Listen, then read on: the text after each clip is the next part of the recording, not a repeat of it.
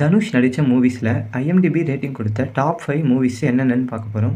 இதில் 5வது இடம் 2006 டைரக்டர் செல்வராகவன் டைரக்ட் பண்ணி வெளியான புதுப்பேட்டை. இதுக்கு 8.5 ரேட்டிங் கொடுத்துருக்காங்க. 4வது இடம் 2014 டைரக்டர் வேல்ராஜ் டைரக்ட் பண்ணி வெளியான வேலையில்லா பட்டதாரி. இதுக்கு 7.8 ரேட்டிங் கொடுத்துருக்காங்க. 3வது இடம் 2018 டைரக்டர் வெற்றிமாறன் டைரக்ட் பண்ணி வெளியான வடசென்னை. இதுக்கு 8.4 ரேட்டிங் கொடுத்துருக்காங்க. என்னோட ஃபேவரட் மூவிஸில் இதுவும் ஒன்று. 2வது இடம் 2011 வெற்றிமாறன் டைரக்ட் பண்ணி வெளியான ஆடுகளம். இதுக்கு 8.1 ரேட்டிங் கொடுத்துருக்காங்க. இந்த படத்துக்காக 6 நேஷனல் அவார்ட் கிடச்சிருக்கு. பெஸ்ட் ஆக்டருக்காக தனுஷ்க்கும், பெஸ்ட் டைரக்ஷன் அண்ட் ஸ்க்ரீன் பிளேக்காக வெற்றிமாறனுக்கும், பெஸ்ட் எடிட்டிங்காக கிஷோர் டிக்கும், ஸ்பெஷல் ஜூரி அவார்டுக்காக ஜெயபாலன் அவர்களுக்கும், பெஸ்ட் கொரியோகிராஃபிக்காக தினேஷ் அவர்களுக்கும் கிடச்சிருக்கு. முதலிடம் 2019 வெற்றிமாறன் டைரக்ட் பண்ணி வெளியான அசுரன். இதுக்கு 8.4 ரேட்டிங் கொடுத்துருக்காங்க.